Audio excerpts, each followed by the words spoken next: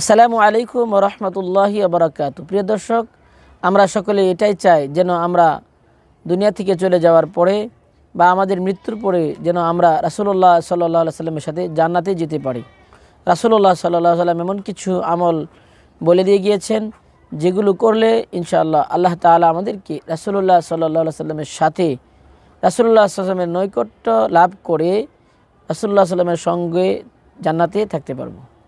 এর মধ্যে একটি বিশেষ আমল হচ্ছে, হযরত মুনাইজির রাদিয়াল্লাহু তাআলা আনহু বলেন, রাসূলুল্লাহ সাল্লাল্লাহু আলাইহি সাল্লাম ইরশাদ করেছেন, যে ব্যক্তি এই বাক্যগুলো সকালবেলা বলবে, আমি দায়িত্ব গ্রহণ করেছি যে তার হাত ধরে আমি তাকে জান্নাতে প্রবেশ করাবো।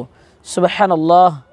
দোয়াটি হচ্ছে, রাদিতু বিল্লাহি রাব্বাও ওয়া বিল ইসলামি দীনাও ওয়া বি মুহাম্মাদিন নাবিয়্যা সাল্লাল্লাহু আলাইহি ওয়াসাল্লাম। দোয়াটি আমি আবার বলছি, রাদিতু বিল্লাহি রাব্বা ওয়া বিল ইসলামি দীনা ওয়া বি মুহাম্মাদিন নাবিয়্যা সাল্লাল্লাহু আলাইহি ওয়াসাল্লাম। অর্থাৎ আমি আল্লাহ তাআলাকে রব হিসেবে পেয়ে সন্তুষ্ট এবং ইসলামকে ধর্ম হিসেবে পেয়ে আমি সন্তুষ্টি প্রকাশ করছি এবং মুহাম্মদ সাল্লাল্লাহু আলাইহি ওয়াসাল্লামকে নবী হিসেবে পেয়ে আমি সন্তুষ্টি প্রকাশ করছি। মহান আল্লাহ সুবহানাহু ওয়া তাআলা আমাদের সকলকে এই দোয়াটি নিয়মিত পাঠ করার তৌফিক দান করুন। আসসালামু আলাইকুম ওয়া রাহমাতুল্লাহি ওয়া বারাকাতুহু।